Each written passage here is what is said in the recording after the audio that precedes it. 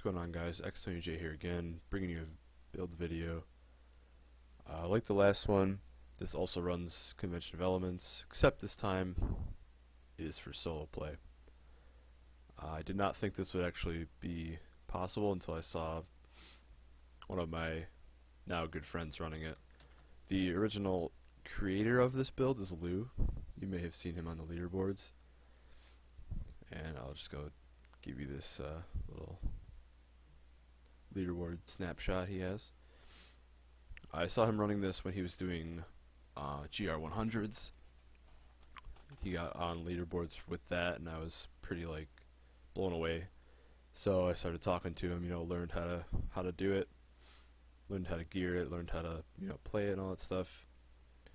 And he actually made a video a while back of him doing a 97 just so I could actually see how it's actually played. So shout out to him. And since then I've been trying 106 right now, currently on stream for this past week, and although I've gotten a few good maps, I couldn't quite make it, but I did clear 102 shortly after learning how to play it. This was a few days ago, maybe last week actually. So yeah, as you can see, it's not the same as what I'm wearing right now because it's quite less optimal. I don't have it augment on my wand, for example, or my bracers at this time, because this build's just super strong. So yeah, shout out to him. All the credit goes to him. So let's get into skills first. You might be thinking, this looks standard except for one, which is true. There's only one that you really need to differentiate from the normal Twister Zodiac build. So we'll just start right up here again. Energy armor, force armor, you need this or else you're gonna die. It's just, I don't know, this skill is way too good. Shock pulse, this is new.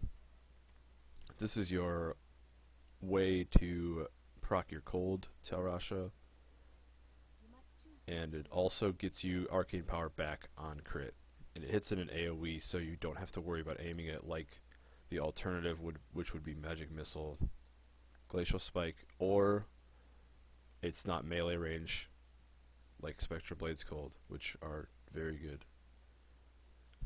So I'll just show that real quick what it looks like.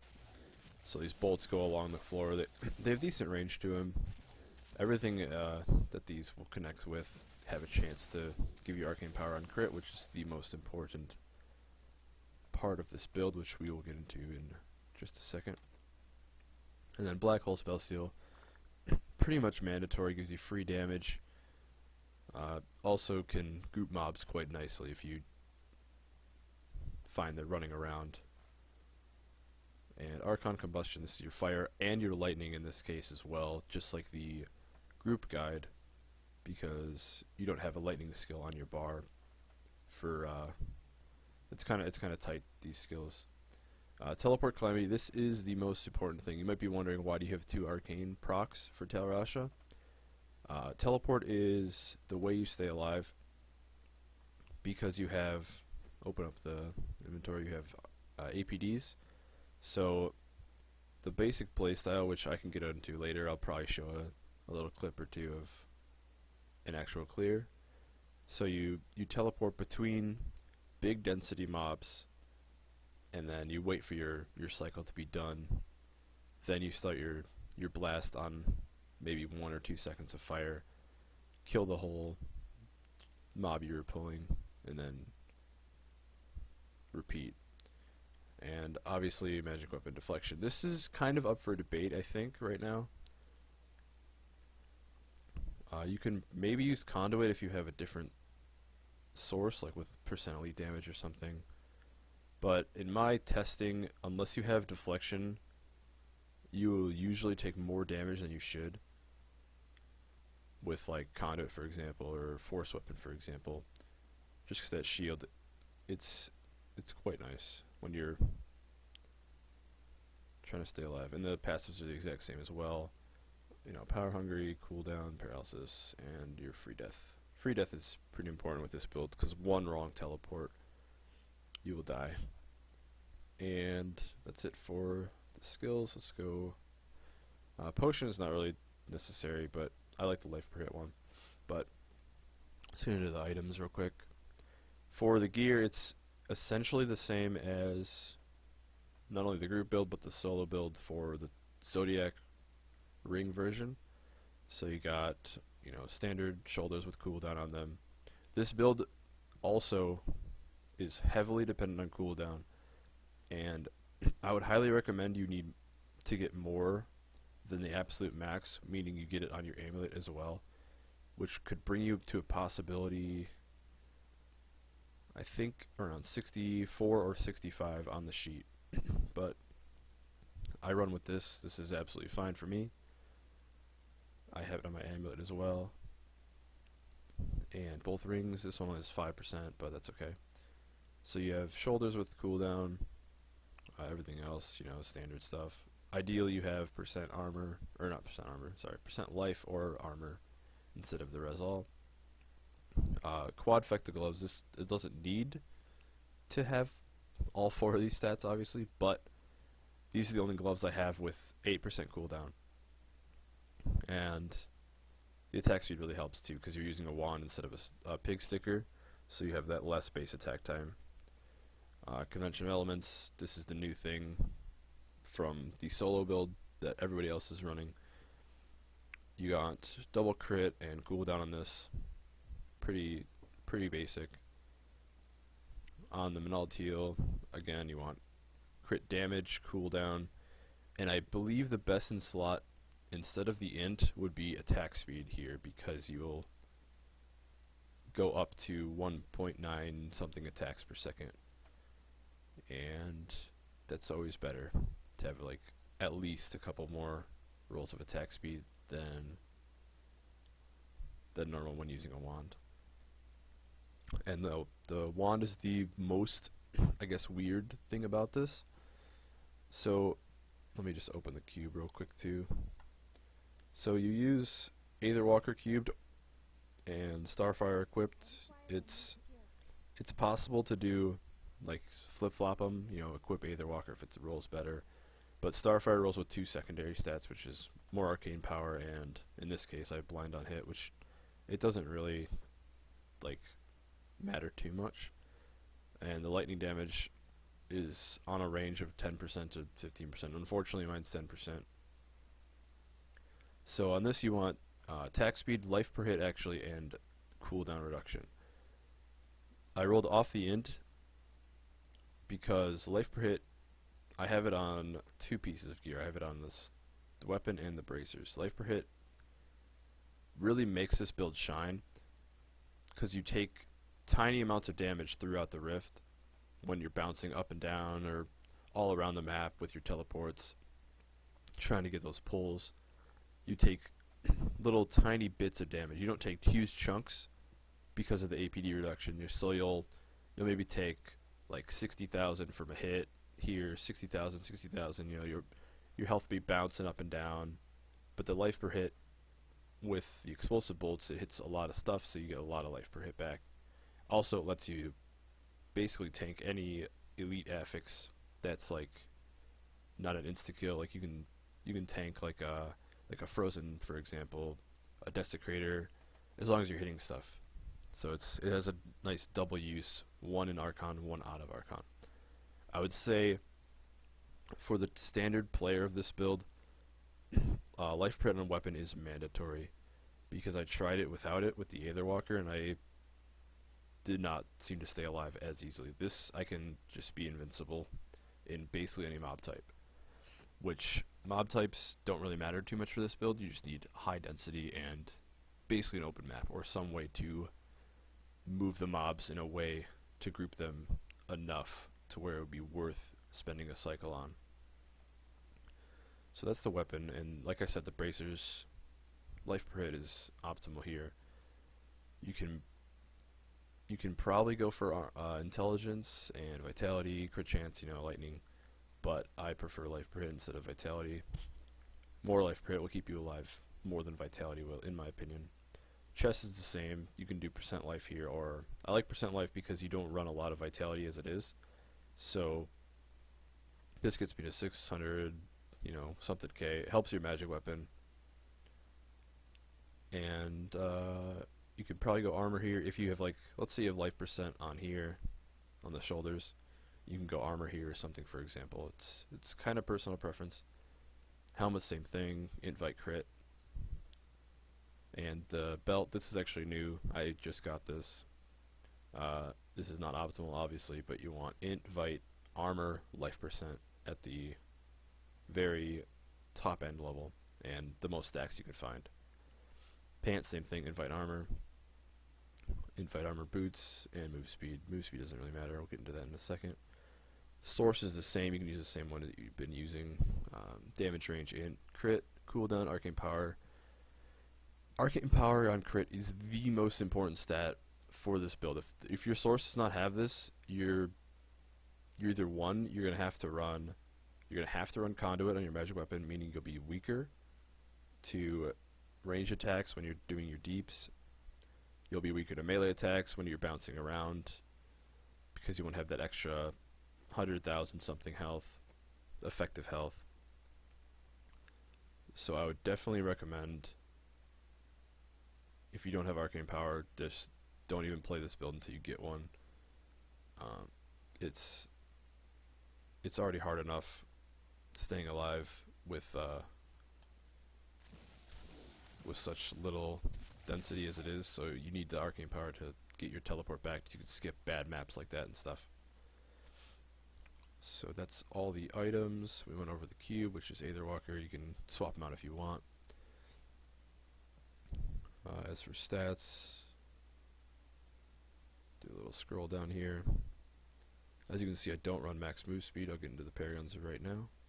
So if you're playing this above 800, which you ideally should, you will put everything that you feel comfortable with into intelligence. The vitality is somewhat optional. I put 50 in. It doesn't seem like that much, which is 250, so it raises my health by like quite a bit. And as you see my boy Lou over here doing some 105s with this build. Yeah, I got cold snap in one of my runs. It was tragic. But yeah, that's the paragons. Everything else, obviously, you just max out. If you don't have 800 paragon yet, max cooldown, max attack speed, then crit chance, I guess, then damage. In here, I'd probably max the let's see, probably life, then armor, then these two, and then life per hit first, resource cost. Then the other two don't really do anything. So yeah, I don't need max move speed because I'm always teleporting around, and the movement is quite fast without it. And it lets you put more main stat in or more vitality in, for example. Like, it seems a lot better. You don't need max arcane power because you have quite a bit.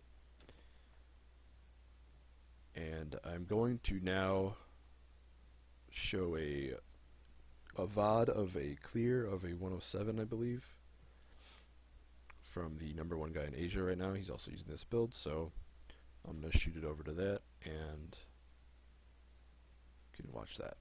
Oh yeah, one more thing I forgot to go over. The follower is kind of super important. As you can see, my enchantress is not fully skilled. And the reason being is both of these skills suck. For one of them, this one makes the mobs immune to stuns for a little bit, occasionally, So if you teleport into something that she just pushed, it won't get stunned, it'll hit you, you die. And this one is equally as annoying. Although it won't get you killed, it won't help you in any way, because let's say you're trying to make a pull on some mobs, but she mind controls something else that you're trying to grab. So the other stuff's gonna be fighting each other, across the room when you're trying to pull it to one spot, and then your pull's gonna become half or even more than that because the mobs are distracted. So what I did was I made a new character, and then if you don't pick a skill, then she never uses either of them. So, And I don't run the necklace, the S of Johann, because that is garbage. Same thing, it pulls them in, and then they get immune to stuns for like a second, which is more than enough to kill you. Other than that, Oculus Ring is pretty mandatory. These gems don't pay attention to them. They don't do anything. I just have them in there because they're for this support wizard. And Missile Ward, reduce damage from range attacks, whatever. Erosion is sometimes like relevant. And I like this one, the Enchantress, because of the attack speed increase, 3%. And I'm missing 3% exactly from my gear, so it makes up for that. However, you can run Templar if you want. And if I ran the Templar, I would go with first skill heal. I would go with life regen. I would go with not charge, because anything that stuns is generally to be avoided. I'd go with onslaught or none, either one. And then see, this is probably one of the worst skills for this build, Guardian. I would definitely choose the resource regen, because this will knock everything out of your pull, and it'll make them immune to your teleport stun. But I think if you don't have life per hit very much, you can go with the Templar, but I feel like the healing is enough without it. Without the Templar, that is.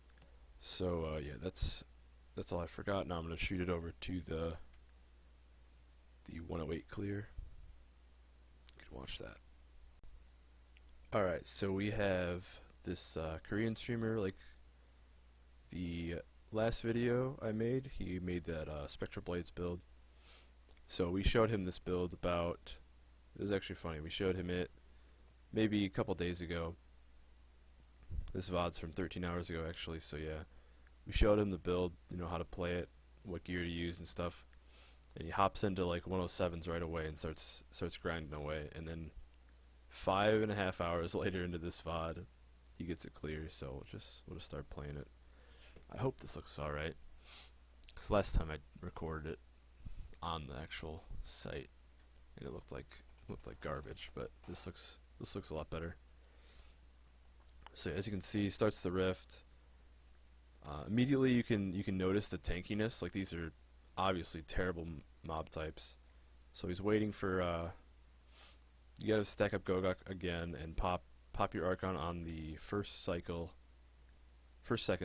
of fire to get the max damage. So that's what he's doing right now. And also you can make your way through the rift without popping Archon, which is super good. So he pops the Archon on fire, goes next floor, gets a really good open map. This is really all you need to fish for, is an open map with lots of density. And this is exactly what the build likes, is like a bunch of these little dudes. They give you nice stacks, gets your snowball going. As you can see, he's holding down the left mouse, which is the cold attack, getting lots of arcane power, making yourself basically invincible while you get life per hit. And then you get your nuke cycle and you just blow up the screen, 100 something stacks, just like that. And then you use the remaining downtime of the Archon to kind of teleport around, find more density, find elites, gather them up, and then repeat. You just go teleport around to the different packs you made and wait for your cycle, essentially. And that's basically the gist of it. So skip around a little bit so I can show a different portion of this. Wow, he's really ahead there. Went too far. It's a long VOD. So yeah, still in the woods. He's just making more pulls here. Once the density kind of dies down, you got to kind of leave, make more of it, or else you don't have as much APD. And yeah, the damage is absolutely insane. Like, gets a conduit. Conduit's super good in this build, obviously, like every build. You gather up elites at like half HP because you just nuke them down from killing the big trash, and then grab a conduit, go in, kill them all. It's essentially the strategy. Even like dangerous affixes don't matter too much with enough density. Like you can stand in arcanes, and you can stand in frozens, as long as you don't get actually frozen by it. So that was a really good forest. Not optimal mob type at all. You want the GG mobs, and then he gets a shield, I believe. This map's not so good. I believe he skips it or does a quick pull. Not quite sure. Because if he didn't have a shield, I don't think I would fight this. It doesn't really give too much, and you kind of want more. If there's not enough stuff, and you teleport into like 3 mobs, you only have like 20% or so reduction, which isn't too much. But here, look at this big room is just filled with stuff, so you can make and he has a shield still, so you can make a nice pull here. But the idea behind the teleport stick and the APDs, you want to hit as much stuff as possible, so you can get the max reduction, which is around 80%, I believe it caps out, according to D3 Planner. So it gets a nice pull there, 104 stacks, and then moves on because there's nothing left. And I believe this is the floor he clears it on, unless he skips this one. These mobs are really bad, just for the fact they don't give you as many stacks because of just the way they spawn. Like most of the spiders have a lot of health. The little guys don't have that much health, but they don't spawn very much of them. As you can see, he only has around 60 stacks after his nuke cycle, which is not what you want. You want to kill, like, I would say at least 50 things per Archon. And these mobs are super good as well. They are probably the second best mob type in the game for pushing, just because they spawn so much little swarm guys that give you stacks, and then the real progression comes with the horn chargers, and it lets you ramp up your stacks with the small dudes as you group them up. This map's not ideal either, but as you can tell, he just teleports around, finds density, makes it come to him. You essentially have to make your own pulls sometimes if it's not the god mobs, just because of there's no twister in this build. There's no, like, I don't know, there's no way to group the mobs essentially like the other build. So once you get your nuke, you don't have to do anything anymore. You just teleport around, find more stuff. Because after your lightning, you really don't do any damage. Once you hit these high GRs, if you're lower, you can do the whole cycle there and keep holding your right click. Doesn't really matter too much. But for like 100 plus, your first burst is basically all you have, unless something is really low, or you have a power, for example, something like that. Oh yeah, I think I need to talk about pylons right now while we watch him. So there are some pylons that do nothing, and those pylons are speed and channeling.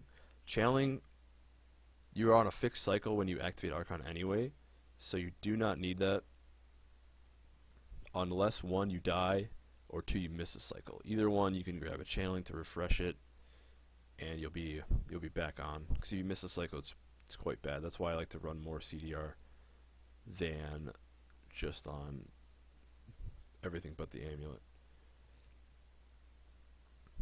And another pylon, speed. Speed actually gets you killed more often than not, because your APDs will not stun things, or your teleport will not stun things, because they're being knocked back by the stun of the speed pylon. So I don't even grab the speed unless it's to run through a floor, because otherwise you'll just die. And dying with a speed is like it shouldn't happen.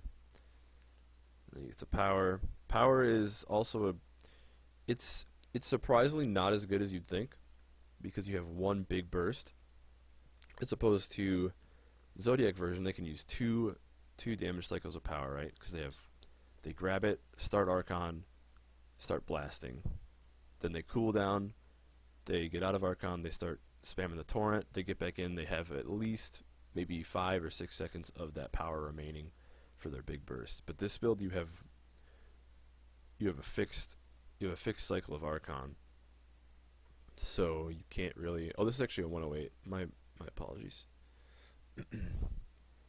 So as you can tell, he doesn't get the GG mobs at all on a pretty good run. This is floor 6 as well. So all you need is to get lots of density, and that if you need to skip a floor with this build, that's absolutely fine. And then I think he spawns, yeah, Infernal Maiden. Not ideal boss, honestly. He teleports around. He likes to just walk at you. But this build has the damage, as you can shortly see. But what else? Conduit's obviously the best. Need Conduit. Shield's really nice because it lets you group the mobs and make essentially big pulls, because the mobs will come to you because they think you're going to take damage, but you're actually not. And so this is like his first cycle of Archon. Does about maybe 20-ish, or maybe lower % damage to his total health. It's pretty crazy. So you keep up Archon, or sorry, keep up the stacks of Gogok. That's really important too. When fighting RGs, you must keep up stacks, or you'll miss a cycle. And if you miss a cycle on a boss, it's even worse than when you're in the Rift. And a little known fact, I think I shared this in my convention Spectral Blades group thing, but if you use the melee attack from Archon and the first skill, then it stacks Stricken faster due to some mechanic. I believe it's the internal cooldown of Stricken, something like that. It stacks it faster than the beam does. And Stricken's super important. The 3 gems these are obviously Gogok, Stricken, and Zaze. Not sure if I went over those, but I think they're in my gear, so you could check that out. This boss is actually not that bad, I think. Depends on how he's feeling. I think in a small map, it's not the worst. As you can see, he grabs power. Hardly even procs on the lightning. I don't think he did at all, actually, but he has so much Stricken now that he might kill him here or next cycle. I think it's here. Yeah, he kills him here, he gets rank 1. Beautiful. And that run was without the mobs that are obviously the best. Without, he had a forest, but it was whatever. But the triple conduit really helped out. As long as you can get ahead and start your snowball going, you can stay ahead with theoretically any mob type, as long as it's pretty dense, it's pretty well placed in the map. You're not like fighting packs of like 10 things at a time. You're fighting more than that. So yeah, so currently, as of right this second, the rank 1 Asia player has cleared with this build, as you just saw. The rank 1 North American is currently using it, Eternal, as well as I believe someone from Europe. So it's catching on. And I think that's all from me, so thank you guys for watching. If you have any questions, please leave a comment below. I'll also put my friend Luz 97 in. Go check him out. He's pretty skilled too. I'll put this VOD in the description so you can watch it if you want. He has his 97 or 107 in here as well. I'll put my Twitch in. You can come watch me. I've been streaming this build for quite a while. And yeah, that's all from me, guys. So thanks.